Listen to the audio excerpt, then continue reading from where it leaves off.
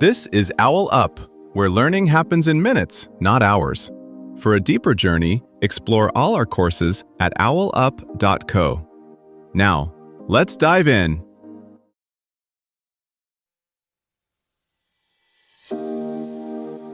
Welcome to Chapter 1 of our series, How Wars Shape History. In this episode, titled, Why Wars Happen, the Causes of Conflict, we'll explore the key factors that lead nations to war across different historical contexts.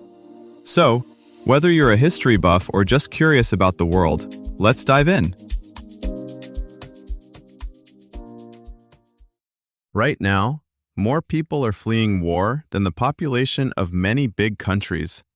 A border guard hesitates for a second. A leader misreads a message. A convoy takes a wrong turn. Are these accidents, or the final sparks of deeper forces pushing nations toward war?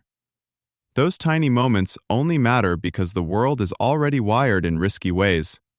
Leaders make choices inside a system that has no world government, where every state ultimately relies on itself for survival.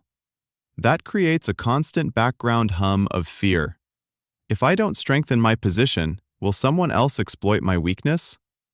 Layer on top of that domestic struggles for power, economic interests, and stories nations tell themselves about who we are and who they are.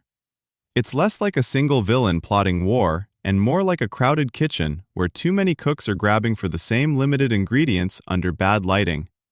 Someone bumps an elbow, a pot spills, tempers flare, and suddenly, people reach for knives instead of towels. To understand why wars happen, we have to untangle each of those hands in the kitchen, not just the final spill. To see those forces clearly, it helps to separate them into layers. At the broadest level are structural conditions, unequal power, arms races, and the simple fact that no referee can force rivals to back down. Closer in are tangible stakes, oil fields, trade routes, fertile land that states fear losing. Then come domestic pressures, elections, protests, coups, and lobby groups that reward leaders for looking tough. Finally, there's perception, leaders guessing at each other's intentions through speeches, troop movements, and cryptic cables, often as hurriedly as a doctor reading a scan in a crowded ER. Peel back those layers and patterns start to emerge. At the structural level, the absence of a referee doesn't just create unease. It generates concrete incentives to strike first or arm faster. When two rivals fear each other's potential, they often drift into what scholars call a security dilemma. One side's defensive move, new missiles, joint exercises, a base near a border, looks offensive to the other. Each reacts, not wanting to fall behind. No one may want war, but both end up closer to it. Nuclear standoffs in the Cold War, or regional missile races today, grew less from hot tempers than from this cold arithmetic of worst-case assumptions. Resources sit on top of that structure like high-value targets on a map.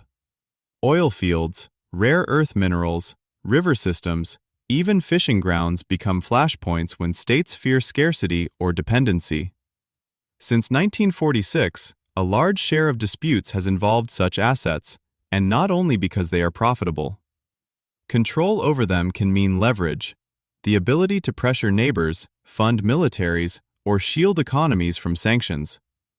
Leaders weighing whether to back down or escalate often ask not just, "What is this worth now?" but, "What leverage am I giving up forever?" Inside states, domestic politics can push in directions that look irrational from the outside. A leader facing an election, a corruption scandal, or a coup threat may see foreign crises as distractions or rallying tools. Some stoke external enemies to unify divided societies.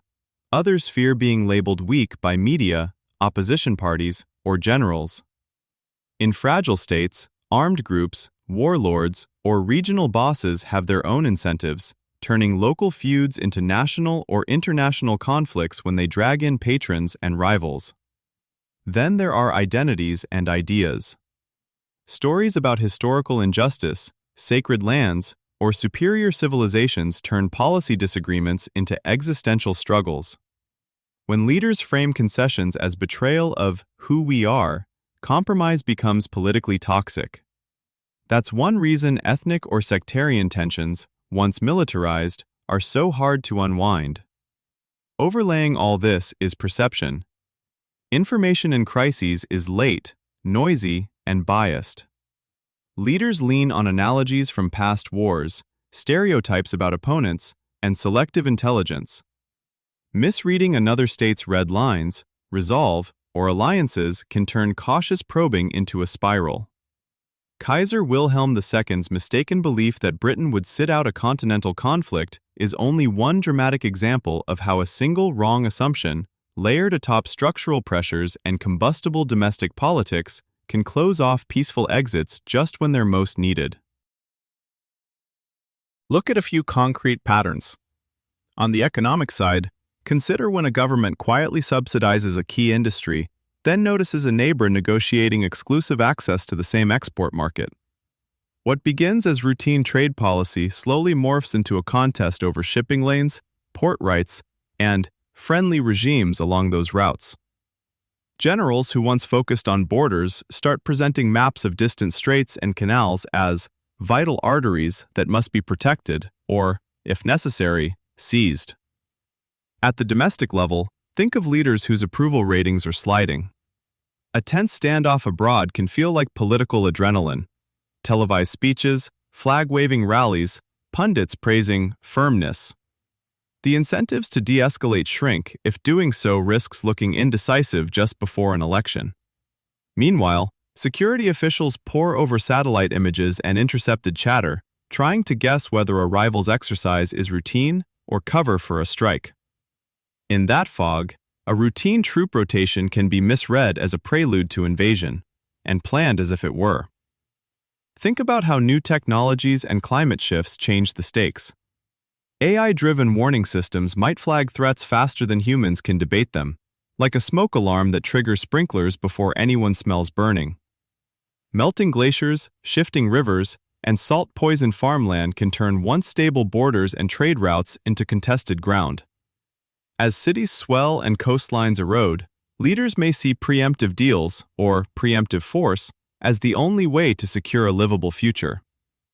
If conflict grows from many small incentives, peace has to grow the same way.